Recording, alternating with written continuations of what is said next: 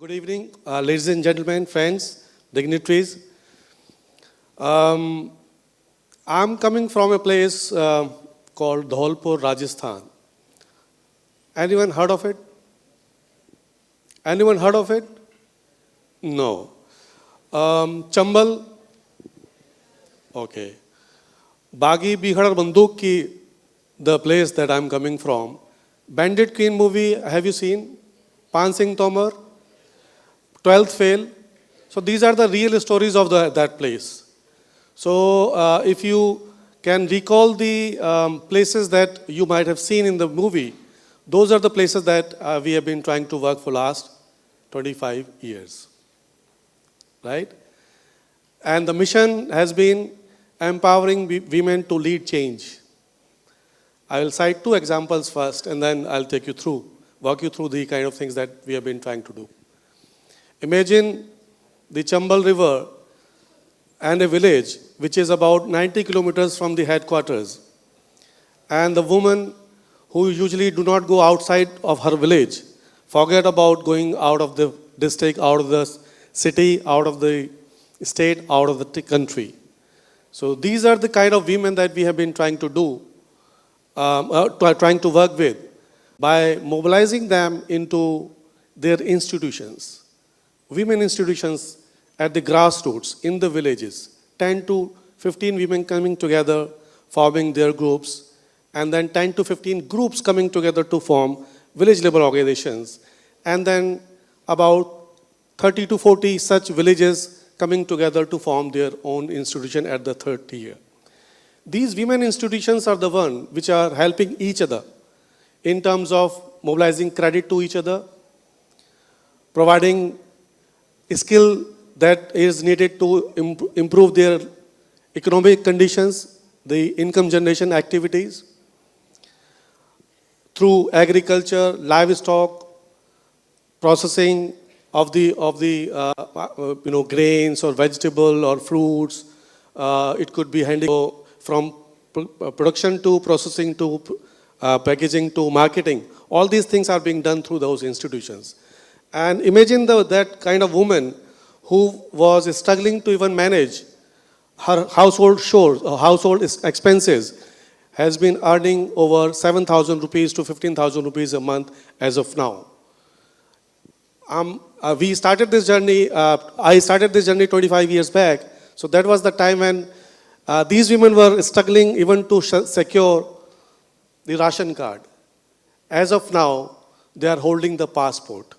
So that's the kind of journey they have taken from struggling to secure a ration card, to own a passport, and going all the way to countries like African countries in West Africa like Mali, Senegal, Niger, to not to learn anything, but to teach how they have been able to improve their life conditions through their women institutions, to share their experiences, to form these kind of institutions in those places. So that's the kind of journey have passports as of now in Dholpur. Can you imagine that thing?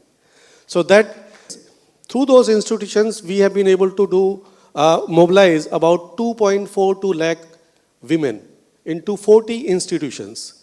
And those 40 institutions are the legal entities, right? They are enterprises, they are federations, they are cooperatives, they are societies. And one institution has, say, 4,000 or to 5,000 members, and they are in a year.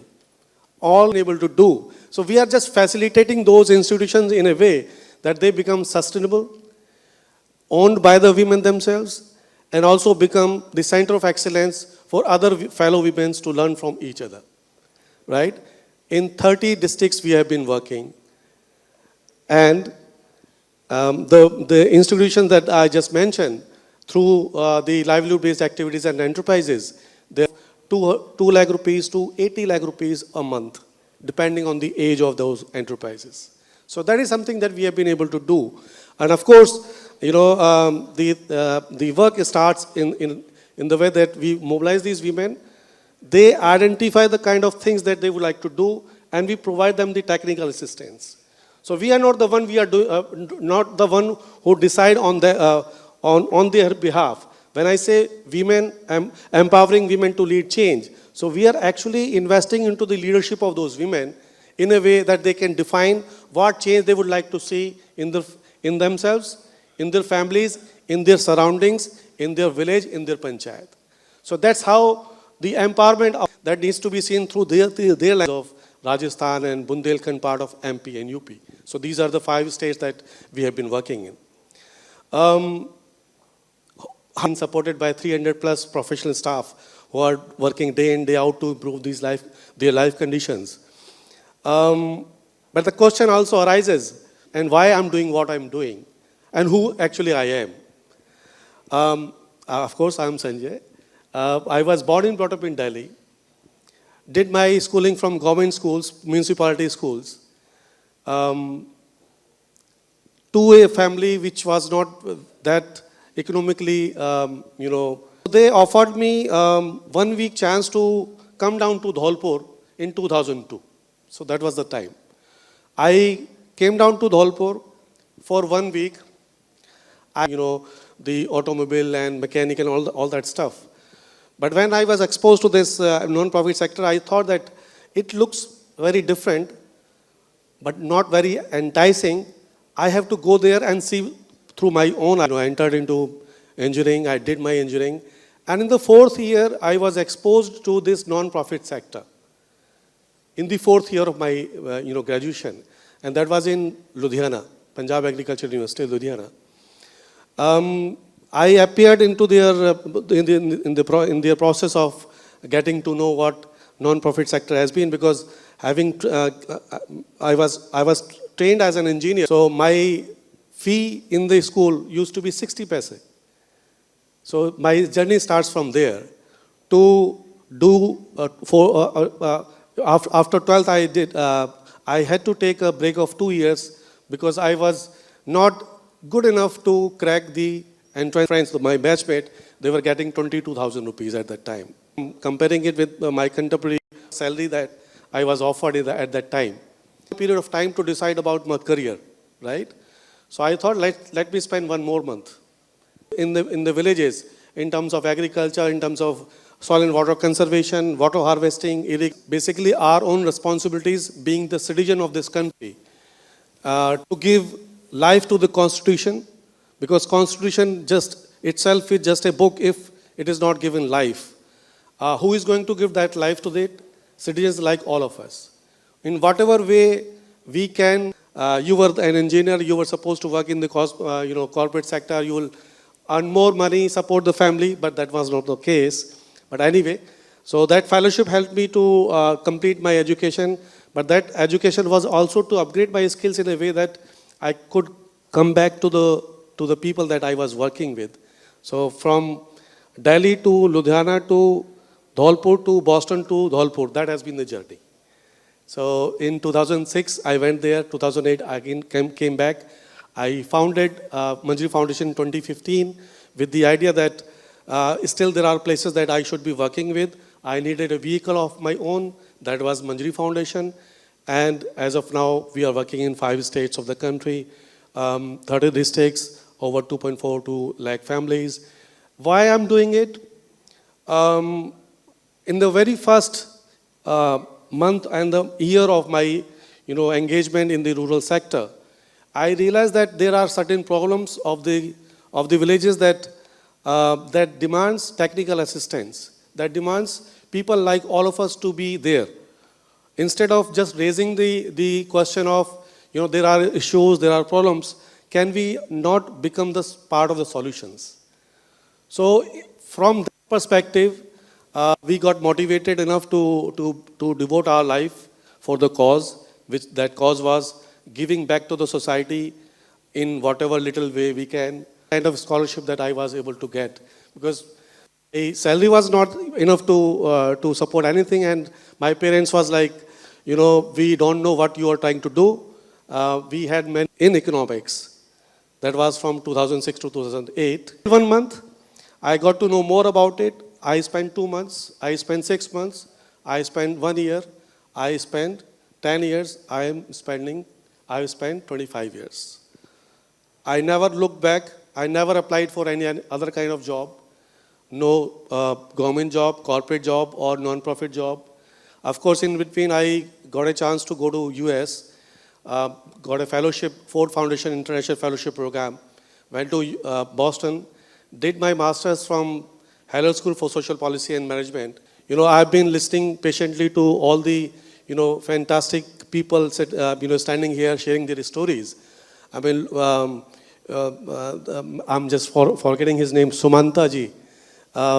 He shared so many things, and he has been doing still at the age of, say, 59 years. And he said that I'm still exploring my life. I'm not done. I'm trying to do certain new things. Sir is sitting here who, illusionist, musician bhi hai aap, magician bhi hai. Our Colonel Saab is sitting here.